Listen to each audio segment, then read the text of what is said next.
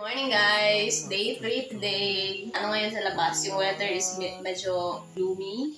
Hopefully uminit para medyo maganda-ganda naman yung ano. Pabigay tayo ng medyo maganda-gandang ventilation sa loob. So ngayon 7:30, nagtaas tayo ng 5% sa minimum ventilation. Tapal lang sila today. Tapos mag-expand.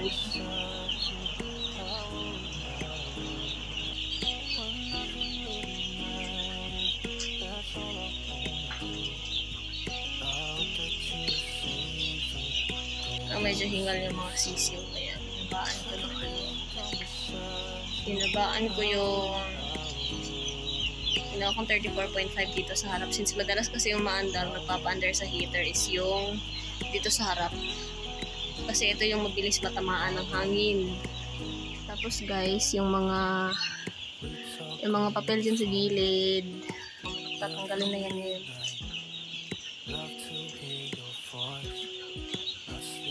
Tatanggalin na itong mga papel ngayon sa gilid. Ayan. Expand na nila dito sa likod. Expand sila dito ng 6 na feeder. Tapos yung dun sa harap, 6 din dun. Tapos yung cortina dito sa likod guys, nilipat nila doon banda sa ano. Tapos binabaan nila dyan banda sa may red, diba?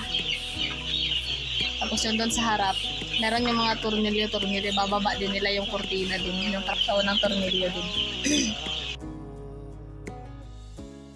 The 10 AM na, nag-add ako ng 5% minimum ventilation.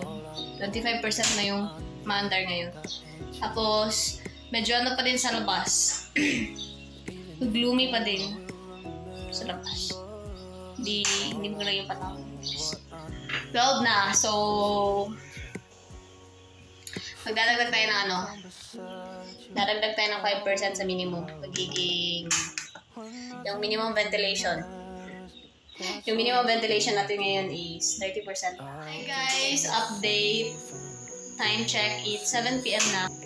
Bali, hindi na ako nakapag-add ng minimum ventilation. So hanggang 30% lang talaga yung minimum ventilation today sa loob. Kanina mga 4:30 PM. Nagbaba ako ng, di ba 30 degree yun, nagbaba ako ng 5% sa minimum. So, 25% yung umaandar ngayon. So, hindi na yun ibababa. Hanggang doon na yun until tomorrow. Tapos, yung mga cortina kanina na binaba, pinataas ko lang din ulit para hindi malamigan dito sa loob. Ayun. Yun lang naman yung mga changes. So, ngayon 7 PM. Wala na akong babaguhin dyan sa loob. Ay, meron pa pala. Kanina din pala mga 5:30 guys. Tinaas ko din pala yung ano. Di ba sa harap is 34.5 yung ano sa harap. Yung thermostat. So, ano, kaninang 5:30, tinaasan ko ng 0.5. So, bali 35 na yun. 35 sa harap. Tapos 35 din dito sa likod. Yan yung ano ng thermostat. Ngayon.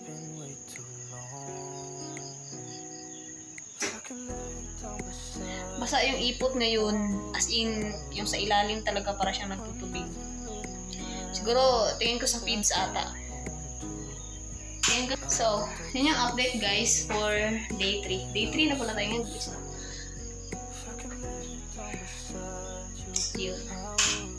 See you for...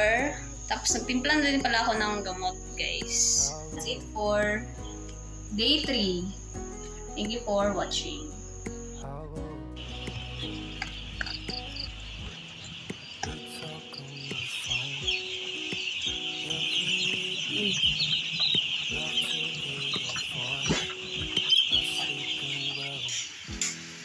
Today is day 4. And then, time check, it's 7:30 AM. Magbababa tayo ng target guys, 1 degree. But 34 yung pinakauna natin target. So, gagawin natin siyang 33 degrees Celsius. Tapos, mag-a-add tayo ng minimum ventilation, 5%. So, 30% yung ma-under sa loob ngayon. So, nagtanggal na sila ng papel ngayon. Totally. Actually, basa talaga yung ipot. Sa ano siguro yun sa feeds. Pero hopefully maganda lang yung timbang. Magtitimba kami mamaya guys. Tapos, wala nang tapal-tapal, wala nang papel guys. Day 4. Cute nung manok mo. Ang cute ng mga manok, guys. Yung mga pakpak nila. Gusto nila mamaki. Parang everyday yata nagdadagdagan yung ano nila. Yung mga pet nila, sa pet nila banda ba? Meron na silang tumutuho na konti yung mga buntot sa pet nila banda. Hindi na siya round shape. 4, 5, 6, 7, 8, 10 dito sa harap. Yan. Yan sila. Tapos na magbababa ako ng batay ng target sa thermostat. Hinabaan ko sa 34 yung thermostat, yung dalawa. Tapos, yung mga kortina guys, yung mga trapal doon, ibababa din yun, tulad kahapon. Tapos ngayon, paglabas ko, nagdagdag ako ng 5% na minimum ventilation. So, bali, yung minimum ventilation ngayon sa loob is nasa 35%. Guys, time check, it's 10. Kanina mga 9, bago mag-9, siguro mga 10 minutes before 9. Nagtaas ako ng minimum ventilation, naging 40% ng minimum ventilation. Tapos, ngayon, magtataas ulit ako. Time check, it's 10. Lapit na mag-11. Tataas ulit tayo ng minimum ventilation na 5%. Yung under na minimum ventilation ngayon sa loob is, 45%. Time check, it's 4 p.m. na guys. Kanina pa lang mga 1. Ginawa ko ng 50% yung minimum ventilation. Tapos ngayon, 4 p.m. guys, ibababa ko na yung babawasan ko na yung minimum ventilation kasi lumalamig na eh. Lumalamig na for today's video. Babawasan natin to ng 10%. Ay, 55% na pala to guys.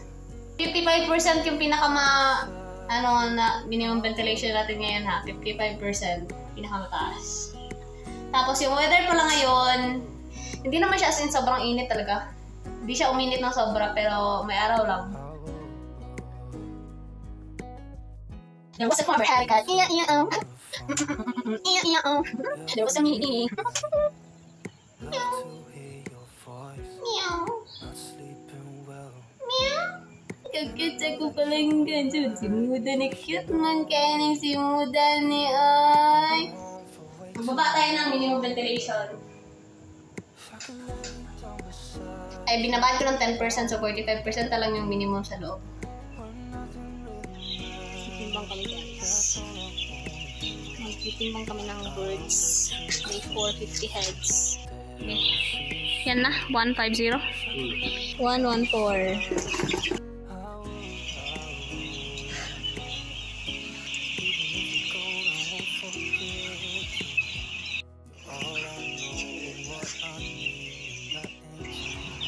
Today is day 5! Yay! Malaki na yung mga manok, no? So, time check, it's 8 a.m. Tapos, yun, magbaba na ako ng mga thermostat. Tapos ngayon, mag-adjust tayo ng minimum ventilation. Kagabi guys, yung pinakalas na adjust ng minimum ventilation kagabi is 40% yung minimum ventilation kagabi, day 4. Tapos ngayon, nagtaas ako ng 10%. 50% yung minimum ventilation ngayon. Ming, huwag yung ballpen ko, Ming! Yung room time ngayon sa loob guys is 31.9. Hindi kasi maganda yung panahon. Lagi na lang. Time natin guys is mag-11 na. Tapos, tinaasan ko ng 5% yung minimum ventilation. Tapos, mahala na itong panahon na to. Kailangan talaga natin magbaba ng inlet curtain. Labo yung panahon guys. Ulan, tapos biglang init. Ayan. Meron tayong mga linya dito guys. Itong mga linya na to. Kapag nag-one fan continuous na, dito natin ilalagay yung inlet curtain. Tapos kapag 2 continuous, dito naman. Ayan. Yan yung basihan. Maliit lang yung binaba natin sa inlet curtain. Kasi, naandar tong heater. Pag nagkataon. Kung mainit pa sana ngayon, hindi na sana ito aandar. Sayang LPG. Medyo, sila? Medyo naiinitan talaga tong mga to. Dating kasi ang andar tong heater. Gagawin natin guys. So yung target temperature natin ngayon is 33 degrees Celsius. Tapos yung ginamit ko na sensor ngayon sa loob is sensor 2 at saka 3. Yung nagiging room temp sa loob ngayon is 33.3. And that is why tama lang na nagbukas tayo ng LED curtain natin. Tapos bababaan ko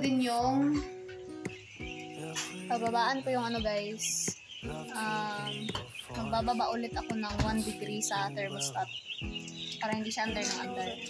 Ano na yan sila, diba? 33 yung thermostat natin. So ang mangyayari guys, yung sa harap is 32 degrees Celsius, tapos dito sa likod is 33. And time check ngayon 11. Kung magtataas pa tayo ng minimum ventilation, hindi na siguro. 55% muna. Ngayon na mga 10:30, itong cortina sa harap natin is binabaan natin ng isang tornilyo ulit.